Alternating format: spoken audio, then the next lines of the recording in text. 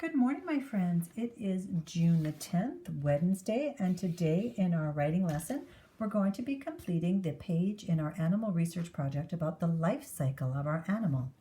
So first thing I'm going to do as my model, I'm working on the gorilla today, is I'm going to grab my sticky note research page to make some notes about the research I've done today on gorillas. Or I might, because I have a special gorilla page, use the gorilla page to do some fun facts about gorillas. We're going to make sure every time we're doing some research, we take some notes, and notes are just one or two words to remind us of things that we know. So it has habitat facts, what does it eat, special adaptations, those are things that help the animal survive in the environment, and fun or interesting facts about this animal. So the first thing I know about gorillas, I can't say the word today, from my research and my stories and my video that I watched is that gorillas can be found in Africa. So that's part of their habitat is Africa. They have fingerprints like humans. Well, that's not anything here, but it is a fun fact. They have fingerprints.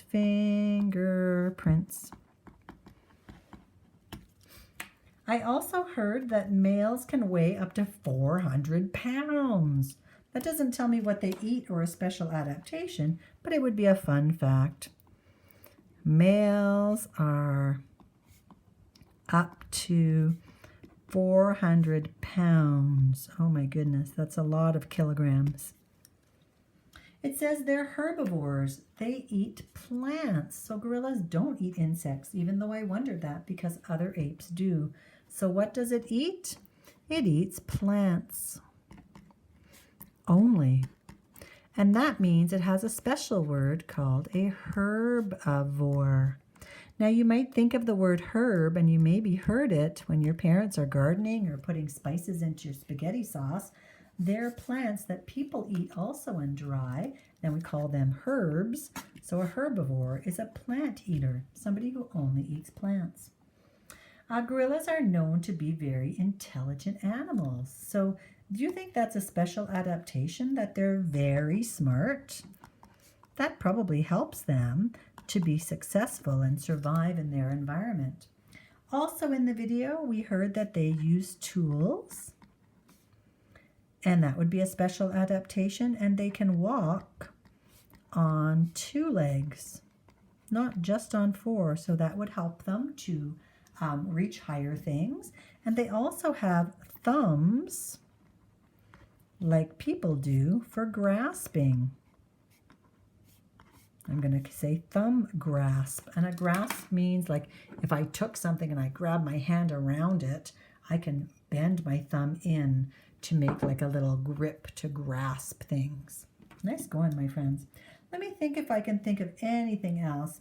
If I wanted to know some more habitat facts, I might have to go and do some research on Africa to find out what the Africa environment is like.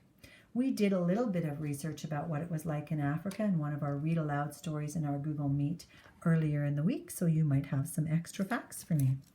That's all the facts I'm going to use today, and none of these actually tell me anything about the life cycle, but an interesting fact was that it's a primate in one of my stories. It's a primate like humans.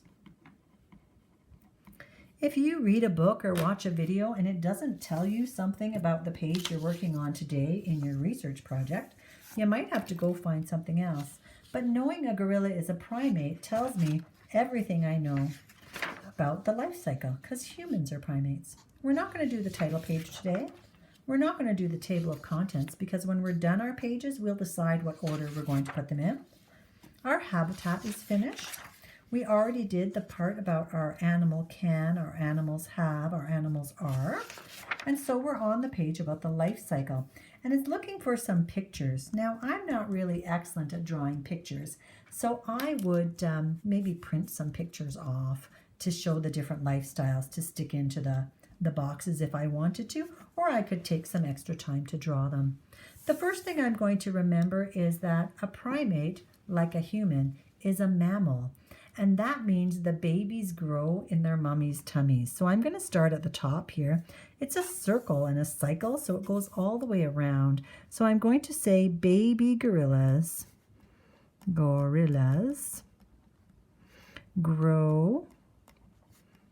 in the mother's body. And because the body belongs to mothers, I put a little comma like hanging in the air there for the S to make it belong to the mother. So the babies grow inside the mother's body. So I might have a picture of a gorilla with a big belly that the baby's growing in there, or I might have a tiny little baby picture of what it might look like growing inside the body. And then I know in the stage 2, they are born live like tiny gorillas. They look just like gorillas, only they're tiny, tiny gorillas. The next thing that happens, my friends, they don't metamorphosis or change like an amphibian or an insect. They grow bigger until they are finally the adult gorilla. And then the baby can grow in the mother's tummy when it's an adult gorilla that's born live like a tiny, and I'm going to say looks like, add the word looks like tiny gorillas. They grow bigger until they're an adult gorilla, and the cycle starts over again. So think about your life cycle, my friend. If you're doing fish, you might have eggs, and then a small fish, and then a bigger fish, and then the big adult fish. That would be all the changes that you would have. You would do a frog or an amphibian, and you would have the watery egg, and the first stage that an amphibian looks like living in the water. The next stage, as it grows its body parts to live outside of the water, and finally what the adult looks like. You can draw pictures, or maybe you can print them off on your computer and cut and paste them in there for when you're done your page. That's all we have today, my friends. Tomorrow it says we're going to be doing, your diagram you can do anytime. That's where you do a picture of the animal and you label cool parts about it, like in a gorilla. I might draw a picture of, let me grab my gorilla book. I might draw a picture of my gorilla. Oh, look, I didn't check for the picture what page was a gorilla on. And of course, it's not going to be easy for me to find when I'm looking for it. So Many Apes was on page 18.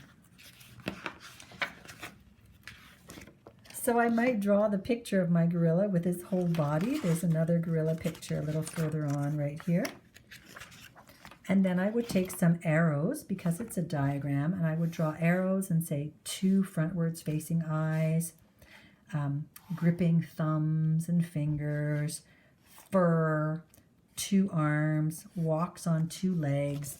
And when I do my diagram, I have my picture with arrows that tell me what the arrows are pointing at to label the picture. So your diagram you can do anytime you want. And tomorrow we're going to be looking at some of those facts we've collected and write down what some of those interesting facts are, amazing animal facts. And then, my friends, our project will be finished, and Friday we'll take a look at what we have. We'll decide, are there things that we didn't get to talk about yet that we want to add into more information?